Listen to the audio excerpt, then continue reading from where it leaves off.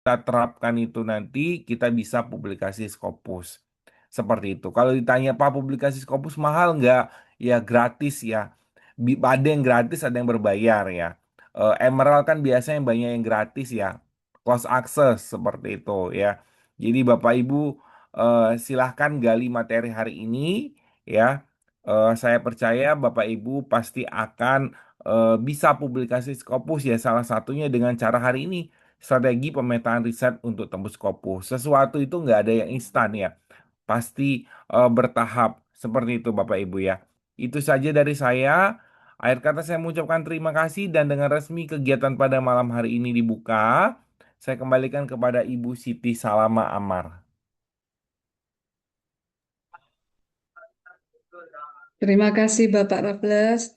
Untuk berikutnya pembacaan doa oleh Bapak Dr. Safi'i SE MAK BKP. Kami persilahkan Bapak. Terima kasih Ibu. Assalamualaikum warahmatullahi wabarakatuh. Waalaikumsalam warahmatullahi wabarakatuh. Bapak Ibu sekalian, mari kita mulai acara kita malam ini dengan berdoa. Saya akan memimpin doa ini dengan cara Islam. Kepada saudara-saudara saya yang non-Muslim, saya persilahkan untuk berdoa sesuai dengan keyakinan masing-masing. Bismillahirrahmanirrahim. Alhamdulillahi Rabbil Alamin. Hamdan syakirin, hamdan naimin. Hamdan yuafi ni'amahu wa yukafi mazidah. Ya Rabbana lakal hamdu kama yanbaghi lil jalalika wa adimi sultanik. Allahumma salli wa sallim ala Sayyidina Muhammad wa ala ali Sayyidina Muhammad. Walhamdulillahi Rabbil Alamin. Ya Allah, Ya Rabb, tiada kata dan rasa yang patut kami haturkan kehadirat-Mu. Tiada lain rasa syukur atas segala nikmat dan hidayah yang sudah Engkau anugerahkan, sehingga dapat mengikuti kegiatan pada saat ini. Ya Allah yang Maha Memberi, berikanlah kami kesadaran, kemampuan untuk selalu mensyukuri nikmat-nikmat-Mu yang telah Engkau anugerahkan. Berikan taufik-Mu agar kami menjadi hamba yang selalu mengerjakan perintah-Mu, dan berikan maunah-Mu agar kami menjadi hamba yang meninggalkan larangan-Mu.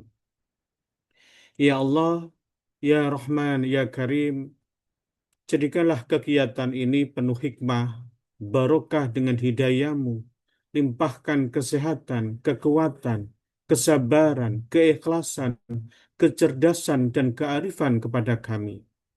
Satukan hati kami, padukanlah langkah kami, kobarkanlah semangat perjuangan kami dalam membangun keilmuan akuntansi.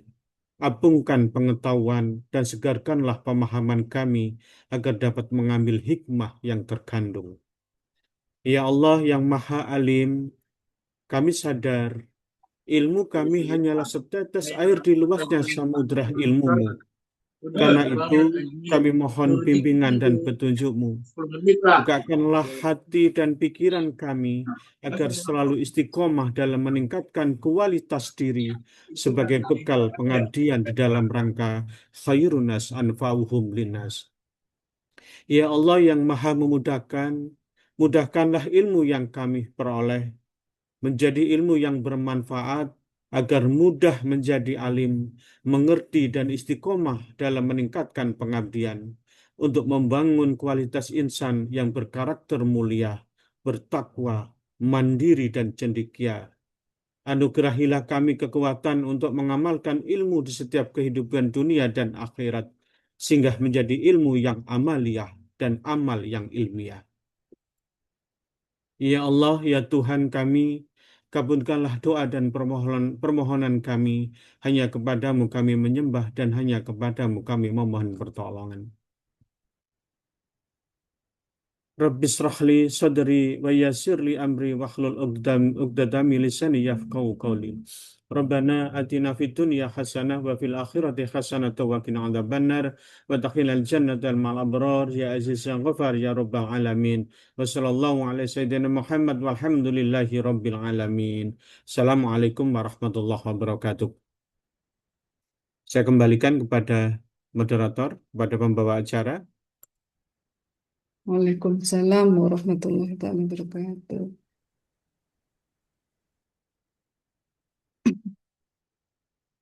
Karena tadi pembacaan tata tertib sudah disampaikan, untuk selanjutnya yaitu Warta Ijma.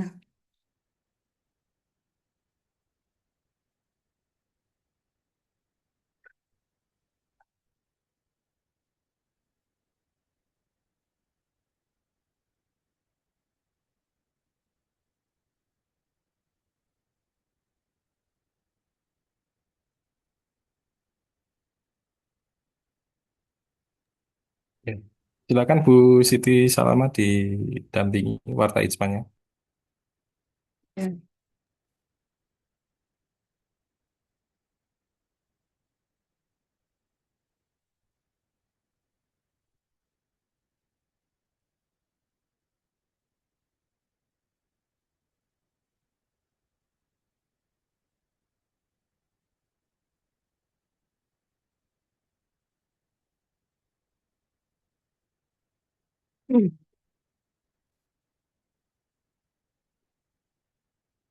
Ijma bersatu, bersinergi, berkolaborasi.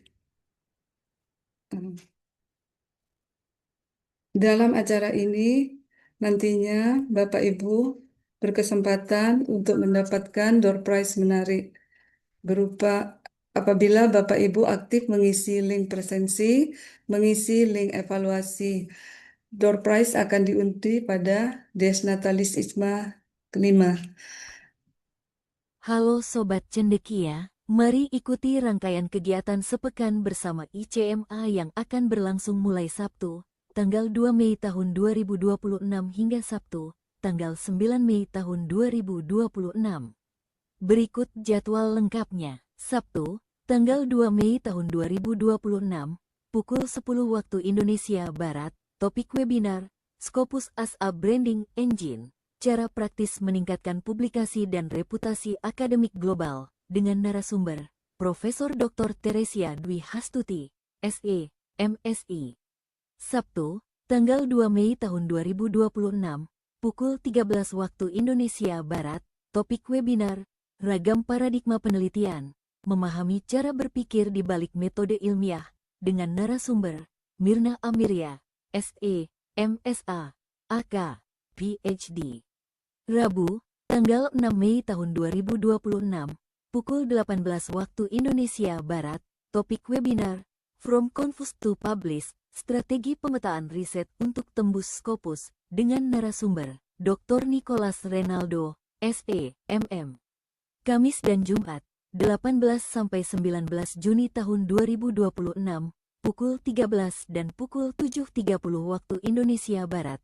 International Conference on Building Research Initiatives and Growth in Higher Level Teaching 2026 dengan topik From Sustainability Compliance to Strategic Value Creation dengan narasumber Profesor Cindy Yoshiko S, Profesor Dr. Susela Devi Kasupiah, Associate Profesor Hairul Anwarka, Dr. Paskol, Profesor Erwin Saraswati, Tarsisius Renal S, PhD. Jangan lewatkan kesempatan yang baik ini. Sampai bertemu di Arta ICMA selanjutnya.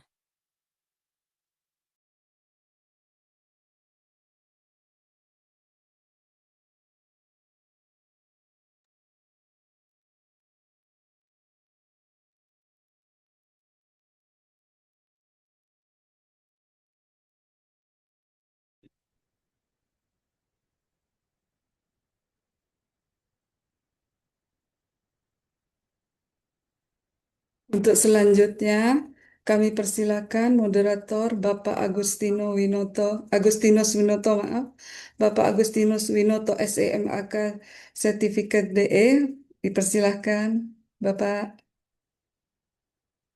Baik, terima kasih Bu Siti Salama. Selamat malam Bapak dan Ibu semua.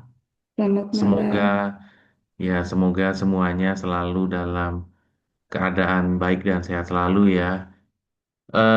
Pertama-tama izinkan saya mengucapkan terima kasih sebesar-besarnya kepada Bapak Nicholas Renaldo selaku pembicara pada malam hari ini dan tentunya para Flash ya yang sudah berkenan untuk memilih saya menjadi moderator.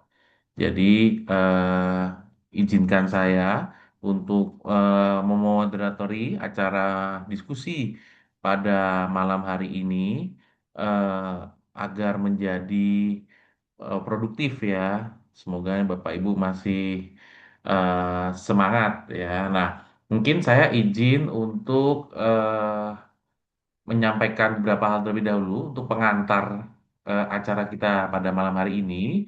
Jadi pada sesi hari ini, malam ini kita akan membahas topik yang krusial untuk dunia akademik, yaitu bagaimana kita memtransformasi, merubah proses penelitian yang kadang kita mulai dari topik menjadi sebuah karya ilmiah yang terarah dan tentunya siap publish di level Scopus ya.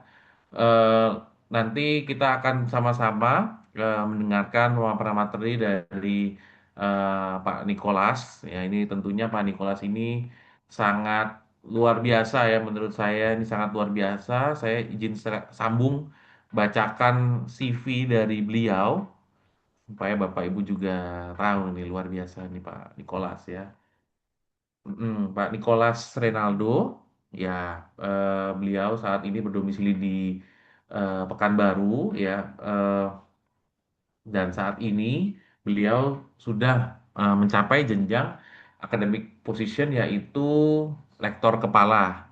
Lalu eh, Pak Nikolas Renaldo ini juga mengikuti beberapa organisasi eh, di sana, mulai dari Asosiasi Pengajar Akuntansi, Asosiasi Dosen Indonesia, Indonesia Chinese Community Social Association, dan sebagainya.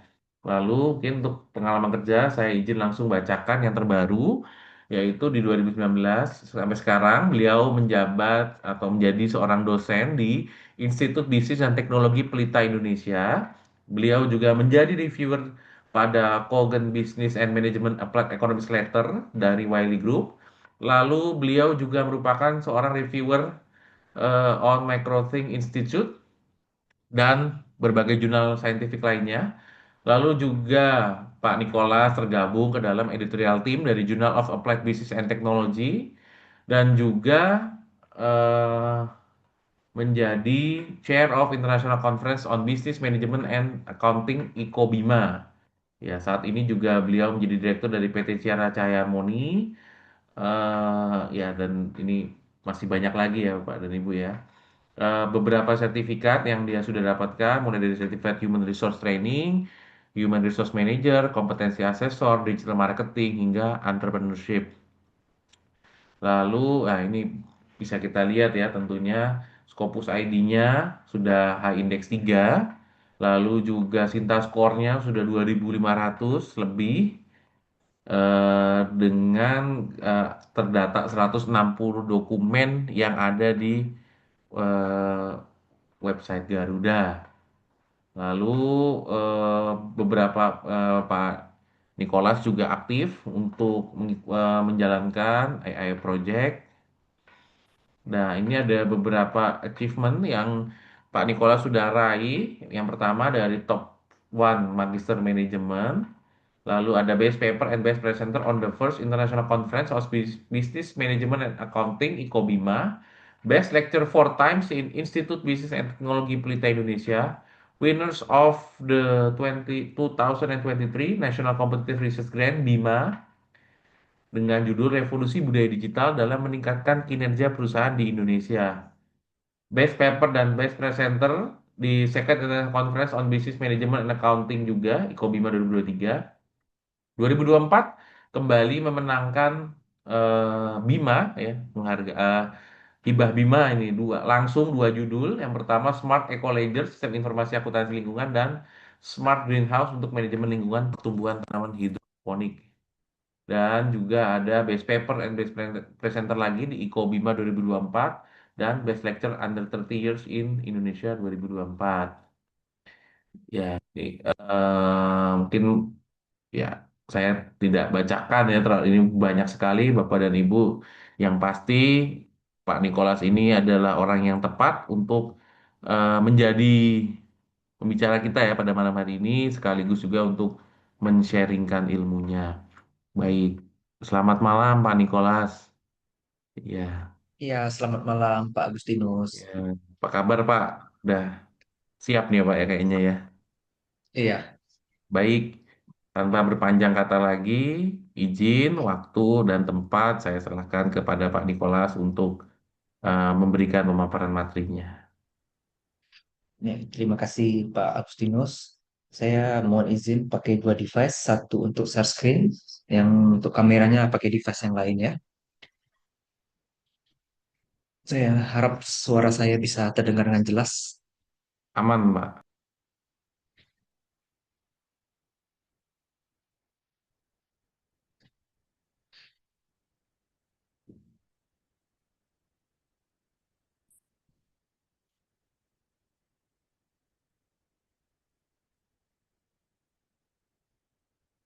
Oke, selamat malam Bapak Ibu yang sudah hadir di acara ICMA pada hari ini. Yang pertama, saya sampaikan ucapan terima kasih kepada Bapak Raffles atas acara yang sudah dibuat dan untuk panitia juga terima kasih.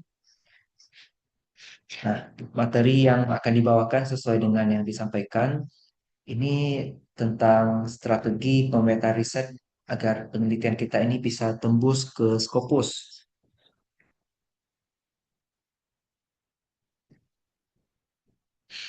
Ini ada profil saya yang tadi sudah dibacakan.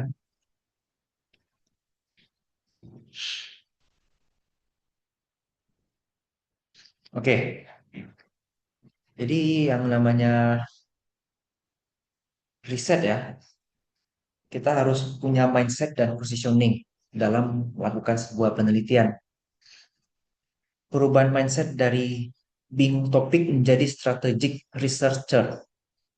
Banyak peneliti pemula itu terjebak pada pola pikir topic driven, yaitu mencari topik secara acak tanpa arah yang jelas. Akibatnya, penelitian menjadi tidak fokus dan sulit dipublikasikan. Jadi, Bapak Ibu perlu melakukan sebuah transformasi di sini. Dari topik apa ya yang mudah menjadi masalah apa yang penting dan belum terselesaikan.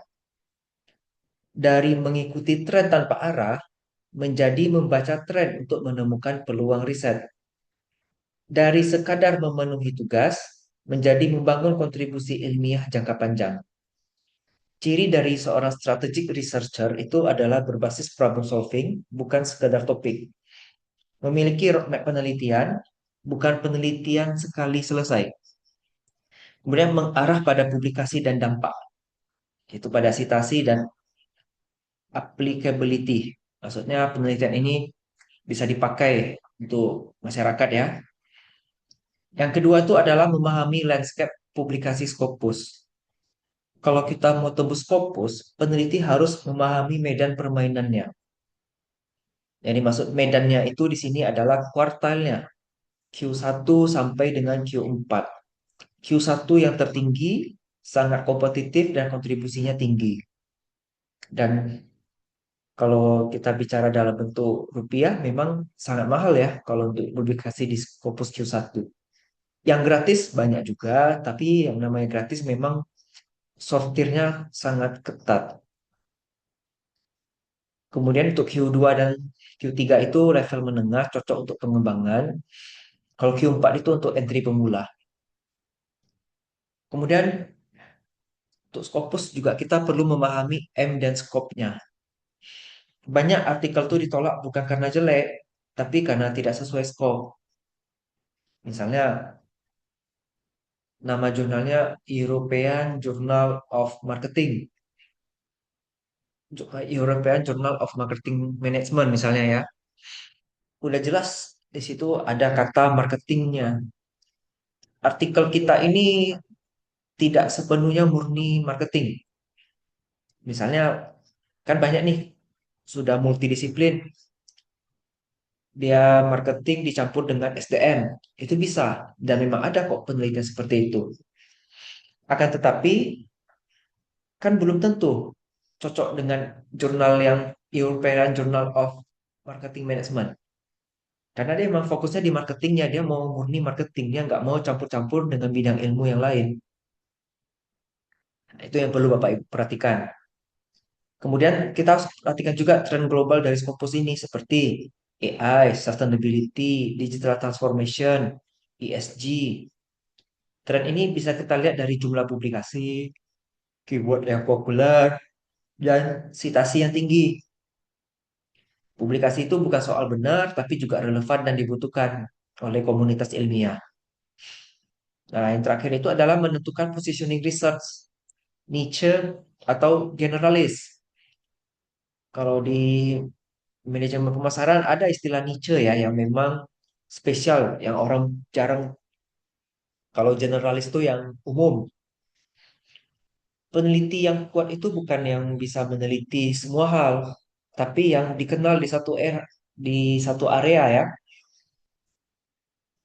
Kalau kita lihat Kotler and Keller, saya yakin Bapak Ibu dosen sering mendengar rujukan Kotler dan Keller. Nah, mereka itu memang sudah fokus di bidang manajemen pemasaran dan siapa lah kalau bisa dicek skripsi mahasiswa pasti itu. Kalau yang pemasaran Kotler dan Keller dipakai. Nah, itulah contoh positioning research. Kotler dan Keller ini sudah dikenal di area tersebut. Kalau di Indonesia yang terkenal itu juga seperti Prof. Sugiono. Kalau bab 3 mahasiswa tentang metodologi, pasti banyak rujukannya dari Prof. Sugiono atau tidak Prof. Imam Ghazali untuk statistiknya ya. Nah, itu juga mereka memang sudah terkenal di satu area. Bukan mereka tidak bisa meneliti yang lain, bisa, tapi kepakarannya itu yang diperhatikan. Nah, kalau niche ini, dia memang fokus di satu bidang sempit. Contohnya AI untuk bisnis. Kelebihan dari niche ini adalah lebih cepat dikenal. Orang kalau bicara AI untuk bisnis, dia langsung ingat si siapa ini, si Bapak A, si Bapak B, pasti orang itu. Kemudian mudah membangun research identity. Ini untuk Scopus Q1, Q2. Kalau generalis itu dia meneliti berbagai topik. Dia fleksibel, banyak ulang publikasi, tapi sulit bangun reputasi. Nah, kalau kita sih mulai dari general dulu tidak apa-apa, nanti pelan-pelan ke arah niche. Bangun signature research area. Nah, kemudian kita perlu mengidentifikasi dan validasi topik riset kita. Kita harus menemukan ide riset. Tekniknya itu melalui gap research. Keterbatasan dari penelitian sebelumnya itu apa? Misal, metodenya belum optimal, lokasi atau objeknya berbeda, kemudian variabel yang belum dikaji. Kalau problem nyata atau real world problem ini ambil masalah dari industri, masyarakat, atau kebijakan. Contoh inefisiensi sistem bisnis, deteksi fraud. Kuncinya adalah problem, kita berikan solusi berbasis riset, lalu memberikan kontribusi ilmiah. Lalu ada tren global, kita mengikuti topik yang sedang naik daun, AI untuk bisnis ya, sustainability business, ESG, digital transformation, dan sebaiknya sih kita jangan cuma ikut tren aja, tapi kita harus bisa kombinasikan dengan gap penelitian. Jadi ketika tren ditambah dengan gap, itu menjadi topik potensial untuk Scopus. Lalu kita menggunakan tools eksplorasi literatur, seperti yang pertama tentunya Scopus ya, Bapak Ibu. Kita harus banyak mengambil referensi dari Scopus. Ada itu API-nya kalau kita mau ambil data-data dari Scopus. Kita bisa melihat artikel yang bereputasi tinggi, bisa analisis jumlah citasi, autoproduktif, dan keyword yang populer.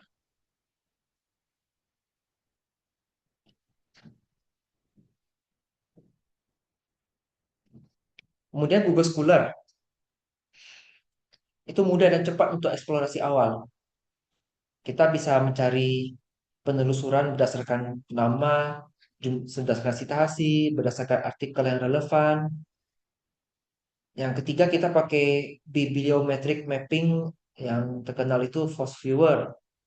Kita bisa memvisualisasi hubungan antar penelitian, menampilkan klaster topik, hubungan keyword, dan tren riset. Kalau bisa, Bapak Ibu coba lihat video-video IKMA di YouTube, karena di ICMA pernah juga saya bawa materi tentang Force Viewer. Di situ Bapak Ibu nanti bisa lihat cara menggunakan Force Viewer. Kemudian yang untuk Scopus juga pernah saya bawakan. Jadi nanti biasanya ada tuh rekamannya. Nah, kemudian Force Viewer ini cepat menemukan gap karena kita bisa melihat variabel mana yang paling sering dan yang paling jarang dipakai. Karena bisa melihat peta besar bidang penelitian. Yang ketiga, validasi kebaruan novelty dan kontribusi ilmiah. Jadi kalau mau Scopus itu harus betul-betul yang baru dan bernilai. Apakah topik ini sudah banyak diteliti, bedanya di metode, di data, atau di konteksnya. Nah, literaturnya harus yang terupdate 5 tahun terakhir. Kontribusi ada 3 jenis ya Bapak Ibu. Pertama, teoretikal, itu mengembangkan atau memperluas teori. Yang kedua, metodologikal, itu pendekatan atau metode baru. Yang ketiga, praktikal, itu solusi nyata untuk industri masyarakat.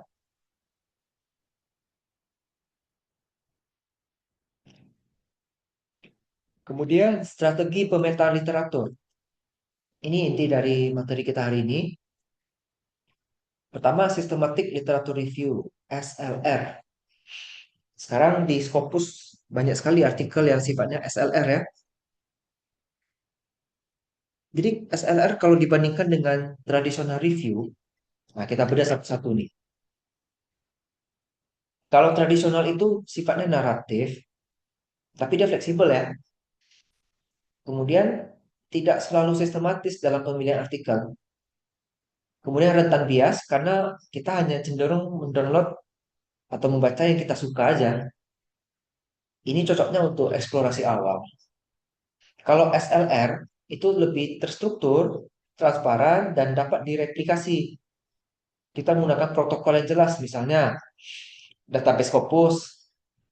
Kalau Bapak Ibu tahu publish or perish, POP, bisa pakai itu juga. Kemudian pakai keyword, kemudian kriteria inklusi dan eksklusi. Nah, salah satu alat yang terkenal untuk SLR ini ya Force Viewer. Lalu biasanya lebih rendah kalau pakai SLR, kualitas lebih tinggi dan dihargai di jurnal Scopus.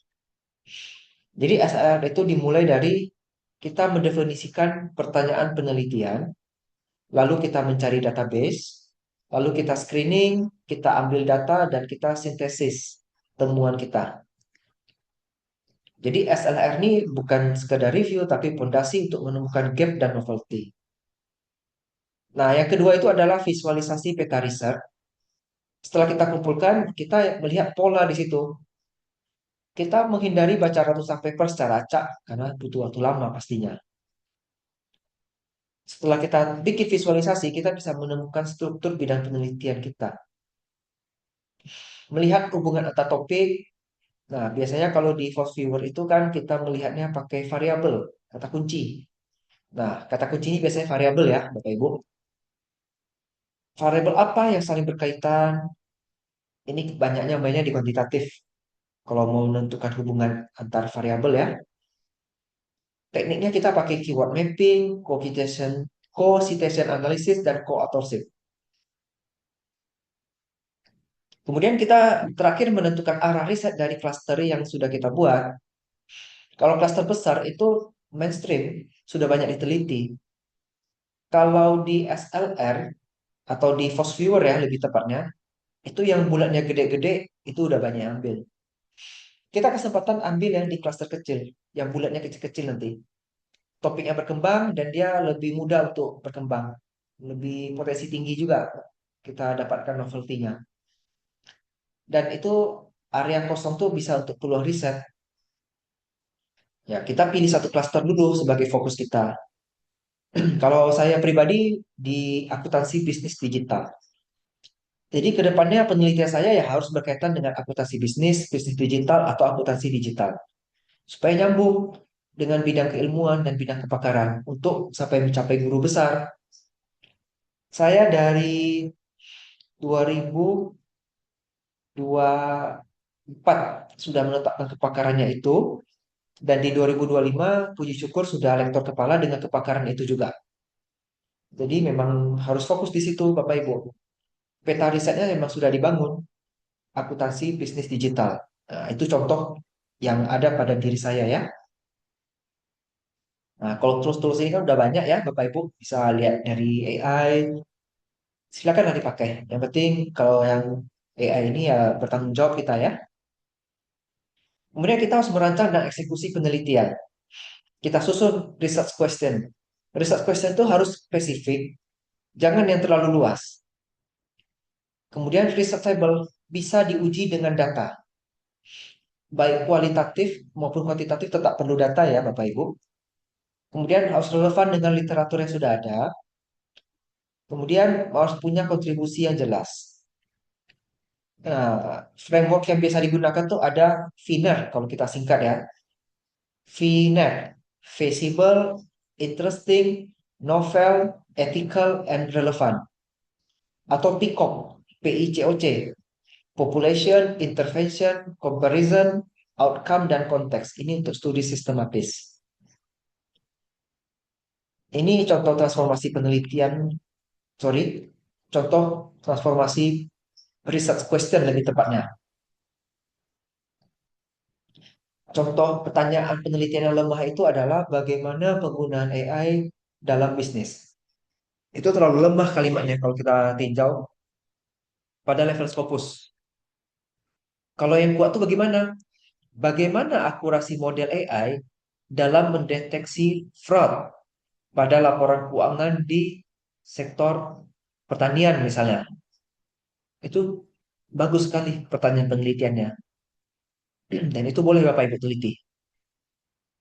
Jadi kunci utama research question itu menemukan metode. Sorry, menentukan metode, bukan sebaliknya. Kemudian kesesuaian metode dengan target jurnal. Setiap jurnal tuh punya preferensi metodologi yang berbeda ya Bapak Ibu. Meskipun tidak ditulis secara eksplisit. Ada juga sih yang tulisnya betul-betul terang secara terang-terangan. The Journal of Qualitative Accounting. Saya pernah jumpa jurnal yang seperti itu. Di judul jurnalnya sudah jelas kualitatif. Ya sudah, kita jangan paksakan yang kuantitatif terbit sana. Tidak akan terbit. Mixed method juga tidak akan bisa terbit di situ. Karena dia hanya memang menerima yang akuntansi murni kualitatif. Jadi meskipun paper kita bagus tapi tidak sesuai gaya jurnal ya jangan harap juga bisa terbit Bapak Ibu. Karena Q1 itu menuntut metodologi yang kuat, validasi ketat, dan kontribusi yang signifikan. Kita harus analisis 5 sampai 10 artikel terbaru di jurnal tersebut. Misalnya di jurnal kualitatif accounting tadi, apa aja topik-topik yang pernah terbit di situ? Nggak apa-apa. Setidaknya kita ikuti ya topik-topik yang pernah terbit di sana. Setidaknya peluang diterimanya ada. Untuk kedepannya Bapak Ibu kalau mau berinovasi buat riset kualitatif akuntansi yang lain dan masih mau terbit di sana, setidaknya karena sudah pernah terbit di sana, editornya akan mempertimbangkan Bapak Ibu gitu. Kita identifikasilah metode yang sering digunakan di jurnal tersebut, struktur penulisannya apa, dan jenis datanya bagaimana. Kalau jurnalnya dominan kuantitatif, ya hindari yang murni deskriptif. Tapi sekarang penelitian yang murni deskriptif sudah jarang saya perhatikan. Bahkan untuk tingkat level sarjana pun itu sudah mainnya di kuantitatif. Regresi linear sederhana. Kalau yang regresi linear berganda, mayoritas ya. Regresi linear yang sederhana sudah mulai berkurang juga kalau saya lihat. Tapi masih ada untuk level sarjana. Kemudian kalau jurnal itu fokus di eksperimen ya, kita harus memberikan validasi dan comparison. Jadi jangan hanya menyesuaikan paper ke jurnal, tapi desain riset sejak awal sudah kita jurnal oriented. Yang terakhir itu pengelolaan data dan analisis. Metodologinya baik, harus juga didukung oleh data yang kuat dan analisis yang tepat. Jadi ada, kalau kuantitatif ya tentu data numerik, analisis statistik, pakai machine learning itu lebih bagus. Toolsnya pakai R, aplikasi R ya, mereka sebutnya R. Lalu Python, ini untuk pengujian hipotesis, bisa untuk generalisasi. Kalau kualitatif kan kita data naratif, wawancara, observasi, analisis tematik atau coding. Ini untuk eksplorasi fenomena dan pemahaman yang mendalam. Lalu ada mixed method, itu kombinasi kuanti dan kuali. Boleh kuanti diikuti kuali atau kuali diikuti oleh kuanti. Hasilnya bisa lebih komprehensif dan tentunya kompleksitasnya tinggi, membutuhkan desain yang matang. Prinsip penting dalam analisis itu ya valid dan reliable, harus data yang transparan dan bisa direplikasi, dan kita pakai visualisasi untuk memperkuat wawasan insight kita. Kesalahan yang sering terjadi itu metodenya tidak sesuai dengan research question, data terlalu sedikit, tidak representatif, analisis dangkal, kemudian strategi publikasi dan tembus Scopus. Jadi kita pilih jurnal yang tepat. Jadi kesalahan umum yang sering terjadi itu adalah Bapak Ibu punya paper yang bagus, tapi salah target jurnalnya. Langsung desk rejection. Faktornya ya M dan scope-nya tolong diperhatikan, lalu kuartilnya dan indexing dan reputasinya. Kemudian struktur artikel yang accepted ready. Biasanya itu ada title, ada abstrak, ada pendahuluan, metode, result discussion, dan kesimpulan. Nah, ini yang sering dilupakan oleh penulis. Implikasi itu perlu, Bapak Ibu. Kemudian limitasi itu juga diperlukan. Nah, kalau untuk tips menghadapi review dan revisi ya terima saja Bapak Ibu. Revisi itu gunanya untuk membangun. Jadinya kemampuan menulis kita akan jadi lebih baik kalau kita melakukan revisi. Dan itu memang sebuah proses. Malah kalau artikel tanpa ada revisi bisa langsung diterima, coba Bapak Ibu ajukan untuk kepangkatan. Itu pasti ditolak. Karena asesor jabatan fungsional nanti akan menilai, ini nggak wajar seperti ini jurnalnya. Pasti jurnal abal-abal, jurnal predator, atau jangan-jangan kenal sama editornya. Jadi dipermudah. Nah, itu nggak boleh. Jadi standarnya minimal sekali saja harus direview dan direvisi. Bahkan ada jurnal yang sampai 2 atau 3 kali revisi baru bisa terbit. Nah, itu yang lebih bagus. Dan ketika untuk ngajuin fungsional, lebih diakui yang seperti itu. Lalu etika publikasi ya, ya kita menghindari jurnal predator juga. Banyak ditemukan yang melanggar etika. Kita tidak boleh plagiarisme atau self plagiarisme, tidak boleh melakukan data fabrikasi, tidak boleh salami, tidak boleh submit ke beberapa jurnal sekaligus, dan mencantumkan citasi dengan benar. Kalau jurnal predator ini kita bisa cek di peer list nanti ya. Proses reviewnya itu biasanya cepat jurnal-jurnal yang predator ini karena mereka money oriented. EPC-nya tinggi. Kemudian biasanya muncul di email spam kita. Dan kalaupun terindeks di Scopus, kita agak ragu resmi atau tidak itu. Karena sering terjadi jurnal yang hijack. Jurnal hijack ini dia misalnya namanya Journal of Modern Accounting. Kalau kita cek di Google nanti, rupanya ada 2 website yang sama-sama jurnalnya itu. Nah, itu biasanya di hijack namanya itu.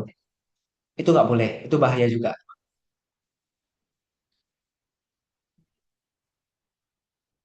Oke, saya rasa cukup, Pak Agustinus.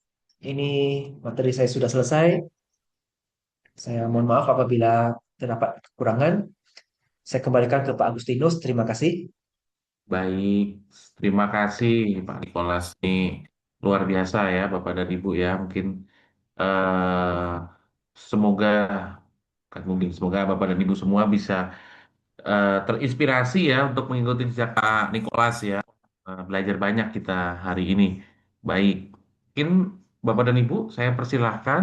Ada yang ingin bertanya langsung dengan Pak Nikolas atau mungkin via chat box juga tidak apa-apa. Nanti saya akan bantu tanyakan. Silakan Bapak dan Ibu. Nah, mungkin sambil menunggu Pak Nikolas, saya izin tanya dulu, Pak. Ah, ini udah ada Iya, satu nih. Oke, Bu Siti, silakan Bu Siti. Bu Siti mau berchat atau langsung?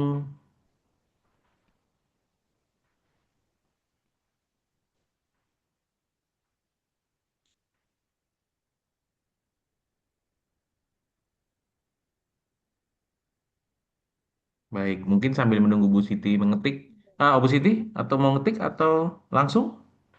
Politik. Oh, mengetik Ya. atau langsung? Malam Bapak, eh, iya, di sana malam ya. Iya. Siti, saya masih belajar sih Pak, masih pemula, jadi mau tanya banyak hal terkait penulisan sampai Scopus itu intinya untuk ikut webinar ini apa namanya eh, belajar gitu ya, masih belajar Pak Nikolas dan Pak Agustinus. Izin tanya Bapak, tadi di awal Pak Nikolas menyampaikan terkait kepakaran ya Bapak ya. Eh, Bapak iya, udah sudah lama di dunia perdosenan, tapi tadi menyampaikan tahun 2024 fokus kepakaran. Jadi sebelumnya kepakarannya intinya apakah kepakaran juga bisa berubah Bapak? iya. Terima kasih Bu Siti. Jadi gini Bu, saya kan jadi dosen 2019 Oh, dan diminta waktu itu kepakaran tuh kan mulai tahun 2024 Bu. Yang oh, kita iya, di iya, iya. akun sister wajib bikin kan waktu itu Bu. Iya. Ya semenjak itulah saya fokusnya di akuntansi bisnis digital. Begitu Kalau Bapak. enggak dulu saya apa yang akuntansi saya ambil semua Bu. Oh, iya, iya. Iya. Ada bas audit saya ambil, bas pajak saya ambil, keuangan ambil, akuntansi lingkungan pun ambil. Semenjak ada kepakaran harus di akuntansi bisnis digital, sudah saya arahkan saja semua ke sana. Oh, gitu. Iya, iya. Bapak Ibu bisa lihat juga nanti di Google Scholar nih misalnya.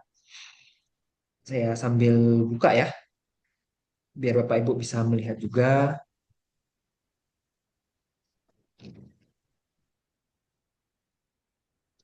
Ah, disinta aja lah.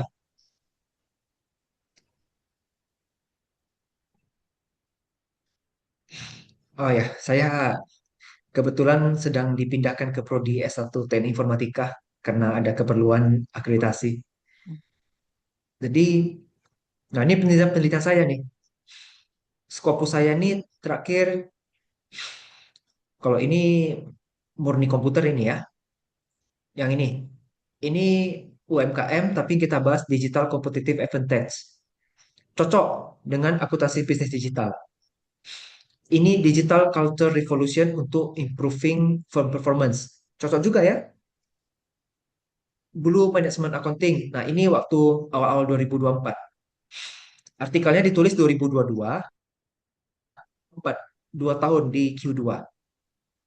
Waktu itu belum cerita kebakaran. Waktu 2022 itu kan saya nulis apa yang saya suka aja.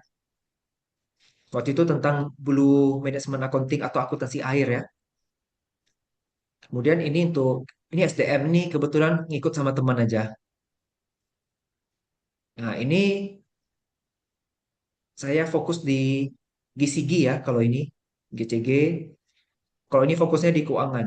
Tapi ini 2018. Waktu saya dosen kan 2019, ini belum terhitung kepakaran saya. Jadi ya memang saya fokusnya sekarang di akuntansi bisnis digital. Termasuk kalau di Garuda, bisa kita lihat.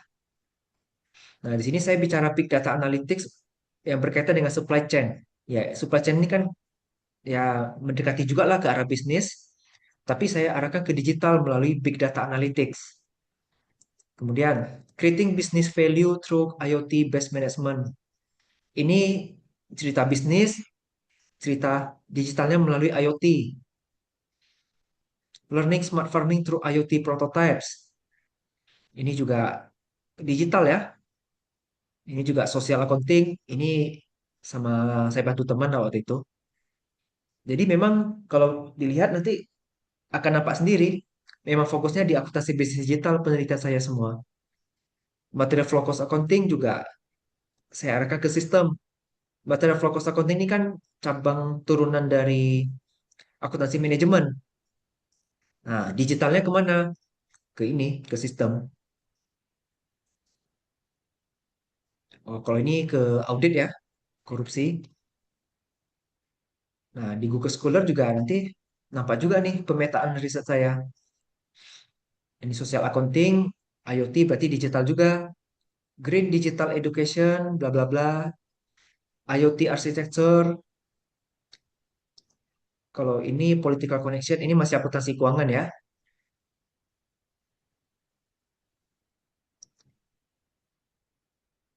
Nah, kalau ini memang kebetulan karena saya memang fokusnya di statistik dan sering berbicara di ISMA, saya jadikan pengabdian waktu itu. Nah, ini Bapak Ibu kalau ada buat pengabdian, silakan diterbitkan dalam bentuk artikel. Itu mendukung berbagai hal. Yang pertama mendukung untuk BKD, yang kedua mendukung untuk kalau Bapak Ibu mau ikut hibah, sudah ada rekam jejak. Nah, kalau ini murni keuangan ini ya, ESG. Dan kalau Bapak Ibu bisa lihat juga di research yang lolos ya seperti ini memang sudah banyak berkaitan dengan akuntansi ini ya akuntansi lingkungan berkait di monitoring unsur hara berbasis IoT ya ini karena berkaitan digitalnya ya kalau ini murni ini saya ngikut orang bukan punya saya cuma anggota. Nah dari judul-judul ini kan nampak ya nah, ini juga prototype sistem informasi akuntansi lingkungan ada akuntansi dan digitalnya melalui sistem informasi. Jadi secara perlahan-lahan tapi pasti kita naik pelan-pelan untuk pemetaan riset kita. Kalau Bapak Ibu langsung diminta harus topik akuntansi sosial, misalnya, itu pasti sulit. Tapi pelan-pelan saja. Mulai tulis dulu akuntansi sosial yang sifatnya deskriptif. Tapi terbitnya di jurnal lokal, jangan langsung ke Scopus. Pelan-pelan naik, naik, naik sampai ke level kualitatif tertinggi, terbitkanlah tentang akuntansi sosial itu. Nanti kepakaran Bapak Ibu, orang-orang akan bilang, oh, Bapak ini atau Ibu ini jagonya di bidang akuntansi sosial, seperti itu ya. Begitu Bu Siti, kurang lebih. Boleh izin bertanya lagi, Bapak? Iya, Jadi ini case-nya mungkin di bukan bukan jurusan akuntansi tidak apa-apa ya. iya. Eh, Prodi manajemen ya. Di awal untuk kepakaran kan dilihat dari teman saya pernah cerita dilihat dari S2-nya gitu ya. Misalnya dia ambilnya manajemen keuangan ya udah berarti kamu kepakarannya ke keuangan pas waktu itu. Terus beliaunya itu mengisi keuangan. Tapi ketika apa namanya eh, pengajaran dia itu diamanain kayak difokuskan ke apa namanya manajemen pemasaran gitu loh Bapak. Nah, Ya, si dosen ini sudah berusaha untuk apa namanya kayak artikel dan lain sebagainya mengarahnya ke keuangan gitu ya. Terus ketika dia kayak diberi amanah kamu fokus ke manajemen pemasaran gitu ya. eh, Apa namanya dan sudah memiliki apa namanya kayak sertifikasi digital marketing gitu ya.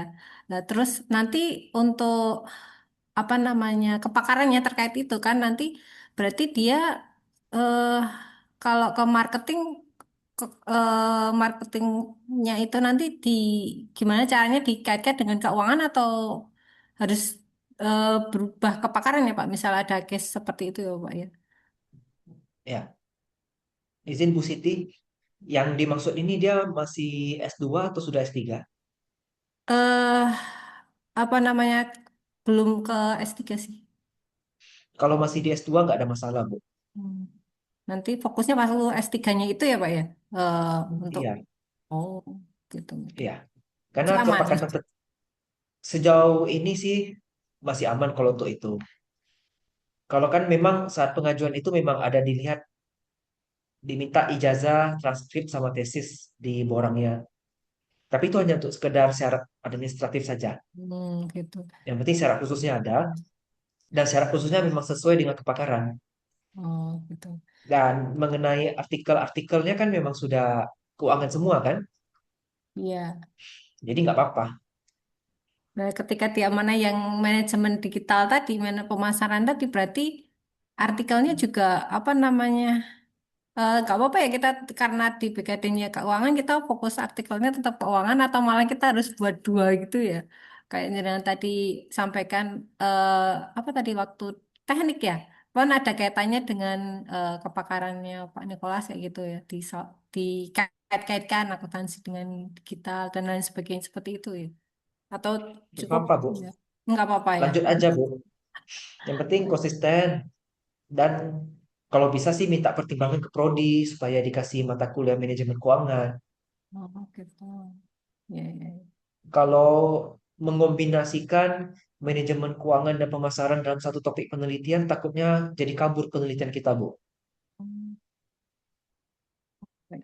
Kalau pemasaran dengan STM itu masih mending, masih bisa ada yang kita kaitkan karena manusia yang kita analisis. Kalau ke manajemen keuangan itu laporan keuangan kita analisis.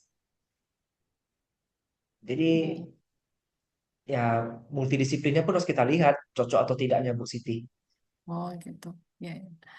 Baik, itu yang jadi kepikiran Pak. Jadi waktu mau nulis artikel ke berikut-berikutnya itu jadi benar itu harus fokus salah satunya gitu. Baik Pak Nikolas, terima kasih atas jawabannya. Terima kasih Pak Agustinus, cukup Ya, Bapak. terima kasih Bu Siti. Baik, mungkin yang berikutnya Bu Mima. Oke, ini udah di chat juga ya. Saya bacakan Bu Mima izin. Perkenalkan saya Mima dari kampus Udana Kupang. Izin bertanya terkait strategi bagi pemula untuk sebuah topik yang belum banyak diteliti agar bisa membentuk roadmap dan juga untuk memudahkan mencari artikel pendukung untuk 5 tahun terakhir. Mungkin ada tips and triknya Pak Nikolas. Ya, terima kasih Bu Mima atas pertanyaannya. Kupang itu di Nusa Tenggara ya nggak salah ya? Iya Bapak, betul. Izin Iya, Bapak. jauh. Iya, jauh sekali kalau dari Pekanbaru. Iya. Tapi semangatnya besar ya, Bu. Iya, ya memang harus ya Pak, karena memang kita kan dosen jadi harus tridharma, jadi harus semangat Pak. Iya. Berarti di sana udah jam 9 dong, Bu. Betul Pak, sudah cukup larut tapi belum terlalu larut Bapak. Jadi masih bisa Oh iya. menyimak ya sehingga saya Oke. tergelitik untuk bertanya ini Bapak. Oke, siap Bu Bima. Terima kasih atas pertanyaannya. Saya bertanya langsung dulu Bapak, jadi saya agak sedikit mau langsung bicara, apakah diperbolehkan Bapak Nikolas? Saya izin Bapak moderator. Boleh, boleh. Silakan, silakan, Bu. Ya, izin Bapak Nikolas. Jadi saya mungkin sama seperti Pak Nikolas saat baru mau mencari kepakaran. Nah, terakhir saya kan konsentrasi di audit, tetapi kebetulan puji Tuhan terakhir karena saudara saya ada yang mengurus tentang LSM disabilitas, jadi dia fokus ke disabilitas, sehingga saya tuh apa namanya terketuk untuk ingin meneliti lebih dalam, tapi untuk dari sisi disabilitas, begitu Bapak. Jadi bagaimana apa walaupun kaum difabel, tapi mereka itu karena LSM kan juga memiliki apa namanya tata kelola dan lain sebagainya yang pastinya ada muaranya juga pada proses audit Bapak.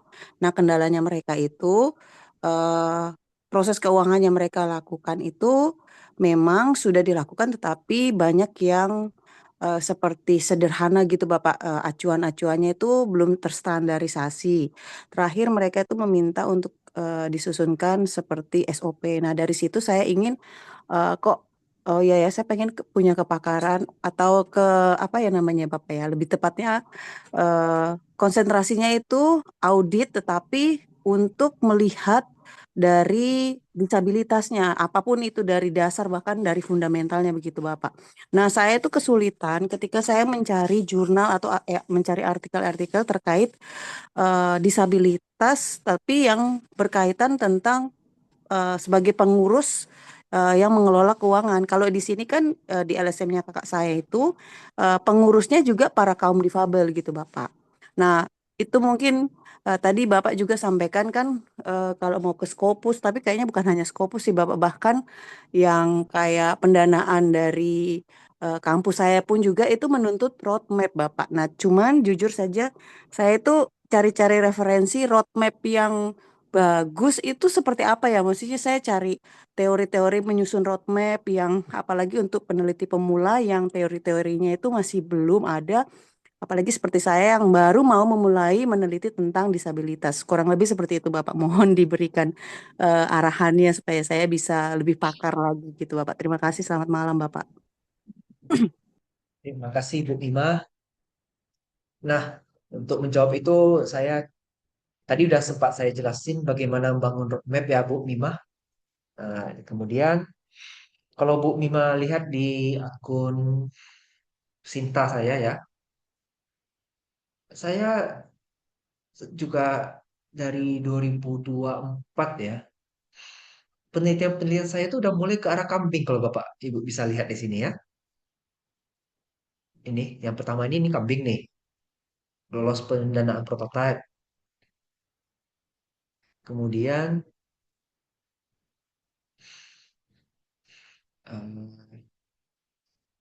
artikel-artikel saya juga ini goat farming, goat housing system, goat farming, goat milk entrepreneurship, goat productivity, fortified goat milk development.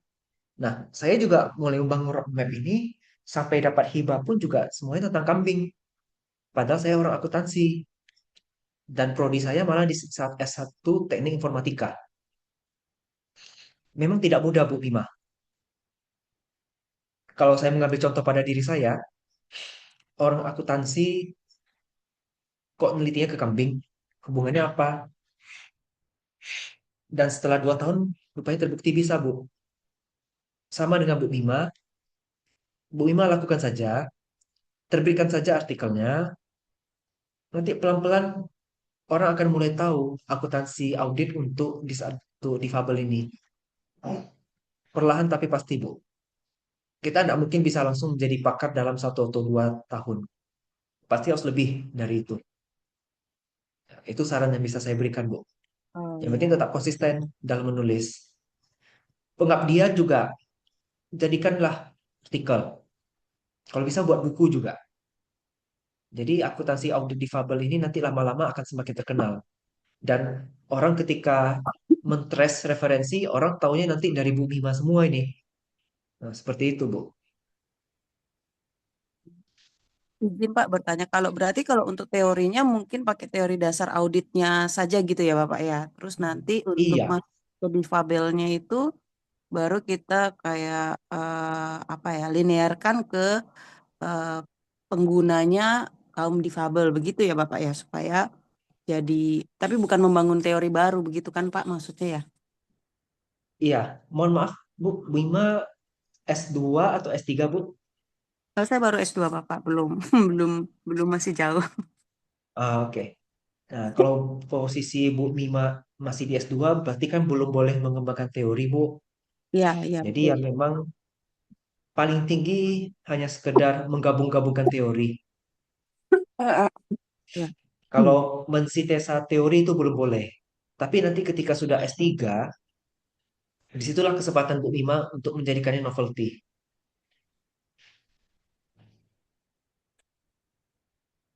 Di Ya, begitu ya, Bu? penelitian Bapak mungkin ada contoh yang kayak roadmap dasar gitu, apakah ada Bapak mungkin biar saya bisa apa ya merujuk gitu Oh ya, yang Ibu Mima silakan buka Google Scholar saya nanti. Nicholas oh, Renaldo dari Pelita Indonesia. Nanti Ibu urutkan aja berdasarkan tahun. Oh, siap. Biasanya tahun yang terbaru tuh yang paling atas. Berarti Ibu baca dari bawah ke atas. Oh, Nanti siap, Ibu baik. bisa lihat. Ya, nanti Ibu bisa lihat itu. Pola pengembangan penelitian saya. Nanti yang di 2026 ini atau 2025 pasti Ibu Mima banyak baca nanti tentang kambing. Oh, Tapi saya siap. kaitkan ke akuntansi bisnis digital. Baik, Bapak. Ya, baik. Ya, Terima kasih, Bapak. Terima kasih ya, untuk pencerahannya, Pak Nikolas. Ya, ya.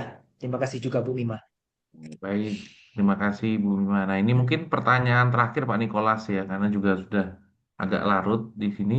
Dari Bapak Justinus Lambiombar, izin bertanya, untuk publikasi yang tembus Scopus, apakah boleh kita berkolaborasi dengan teman sejawat yang beda fokus kepakarannya karena berkaitan dengan konsistensi dalam publikasi sesuai kepakaran? Ya, terima kasih Pak Justinus ya atas pertanyaannya. Sebaiknya memang yang sejalan dengan kepakaran, Pak. Kalaupun memang terpaksa beda, nggak apa-apa. Tapi jangan mayoritas. Saya kasih contoh lagi ya.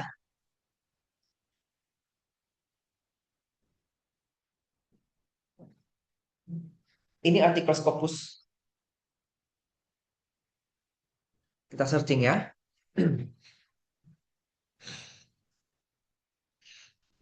Ini model real-time viewer monitoring based on SDLC for student learning outcomes. Kalau namanya real-time viewer monitoring, Bapak Ibu pasti tahunya ini ilmu komputer ya. Ini rekan-rekan saya semua nih. Ibu Wilda dan lain-lain. Ini orang komputer.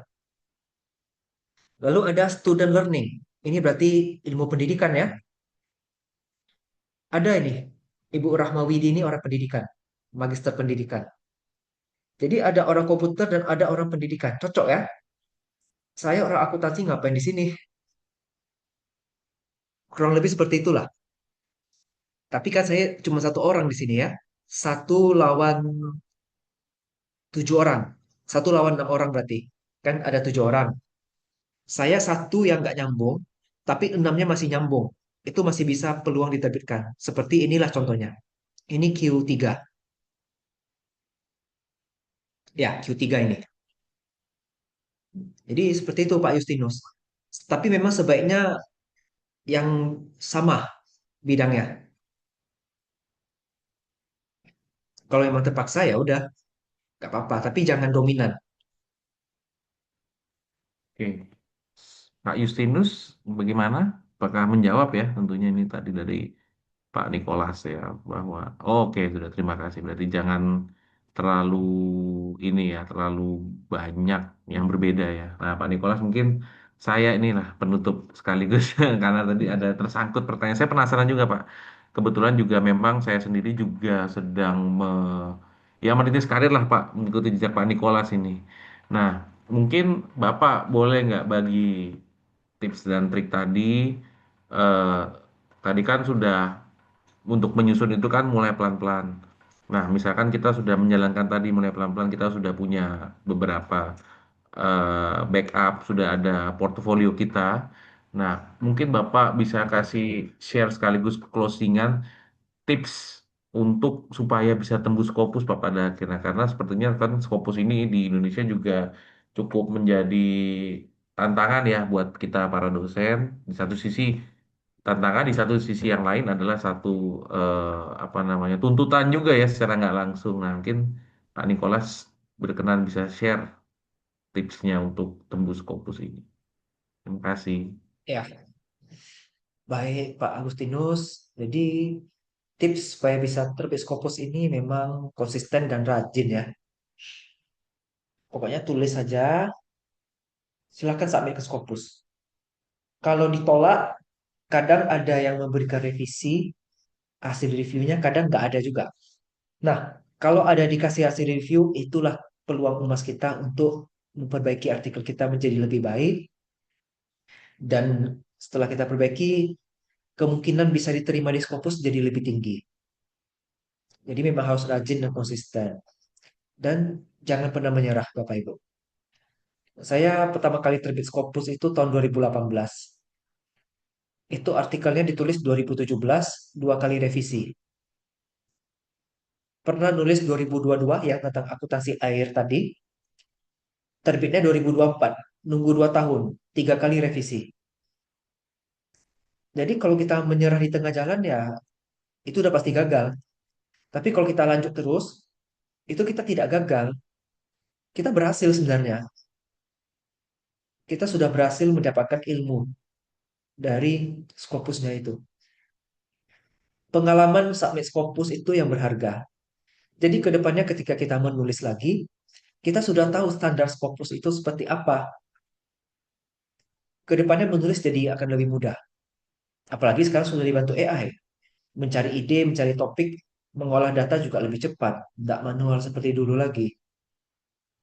Jadi Bapak Ibu ingat, tidak bermaksud menggurui ya Bapak Ibu, tapi ya memang harus rajin dan fokus, konsisten, dan bentuklah sebuah tim ya memang untuk riset, khusus untuk riset ini.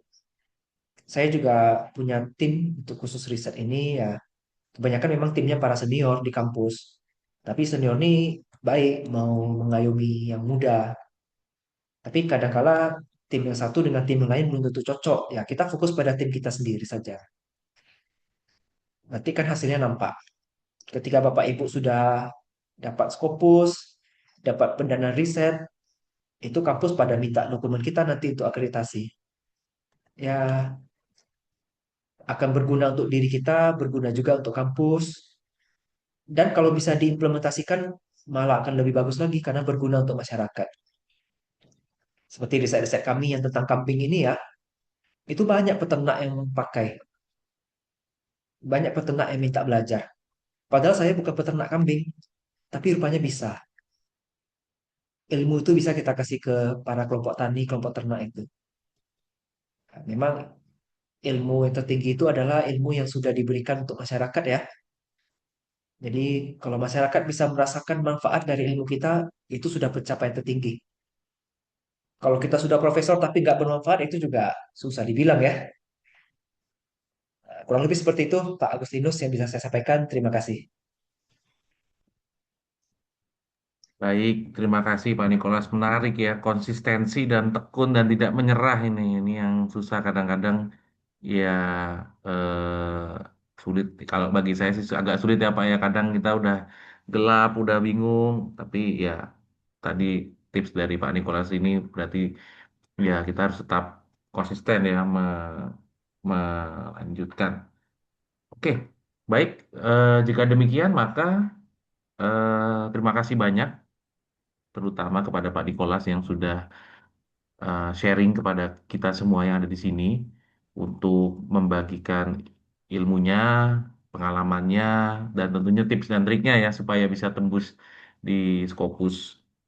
Terima kasih juga kepada Bapak Ibu panitia yang lain yang sudah mensukseskan acara pada malam hari ini dan tentunya terima kasih kepada Bapak Ibu pendengar ya di Zoom hari ini. Semoga ilmu yang di-sharingkan oleh Pak Nikolas menjadi modal sekaligus penyemangat untuk mengiringi kita semua dalam melakukan publikasi dan harapannya publikasi terindeks Scopus. Baik, terima kasih. Waktu saya kembalikan kepada MC Ibu Siti Salama. Baik, Bapak. Terima kasih atas pemaparannya. Untuk selanjutnya, sesi foto bersama. Mohon maaf, tadi eh, baru diselenggarakan sekarang ya foto bersamanya.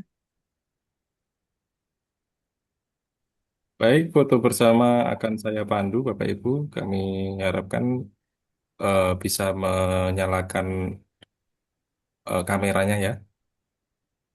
Silakan Bapak Ibu, karena foto bersama atau dokumentasi ini akan dimasukkan dalam file oleh ISMA yang nantinya juga akan berpengaruh pada hadiah atau door prize ya, Bapak Ibu. Kami persilakan Bapak Ibu, kita ambil dokumentasi untuk yang slide pertama dulu. Satu, 2, 3. Ya, terima kasih. Kemudian slide kedua.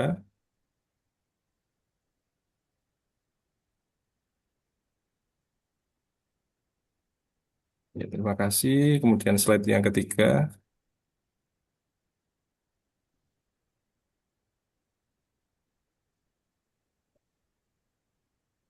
Baik, terima kasih sudah cukup. Kami kembalikan kepada Ibu Siti. Baik, terima kasih kepada Bapak Nikolas, kepada Bapak Agustinus juga selaku moderator. Mohon maaf apabila ada kekurangan. Juga untuk peserta webinar, semoga kita mendapatkan banyak masukan, pembelajaran yang nantinya akan sangat berguna sekali. Semoga nantinya untuk di kesempatan berikutnya kita akan mendapatkan yang lebih banyak lagi. Terima kasih. Kami tutup webinar ini. Assalamualaikum warahmatullahi wabarakatuh. Waalaikumsalam warahmatullahi wabarakatuh.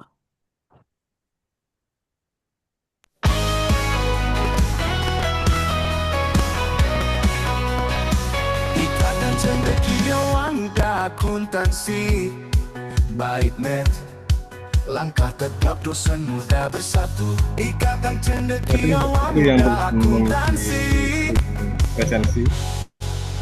profesional dan kompeten jadi tujuan, membangun generasi yang berdedikasi. Tridharma perguruan tinggi jadi landasan pengabdian kami.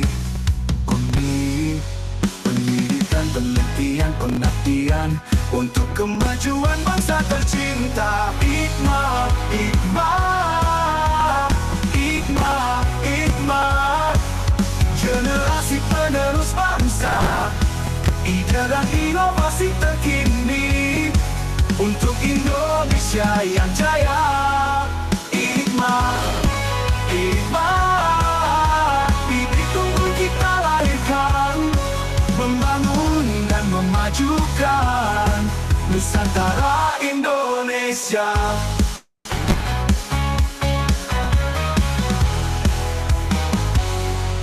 Akuntansi jadi bidang keahlian, transparansi dan akuntabilitas. Cendekiawan muda berkarya nyata demi masa depan yang gemilang. Kompetensi terus diasah, profesionalisme ditegakkan, bersama membangun Indonesia maju sejahtera dan bermartabat. Hikmah, hikmah, hikmah, hikmah, generasi penerus bangsa. Ide dan inovasi terkini untuk Indonesia yang jaya.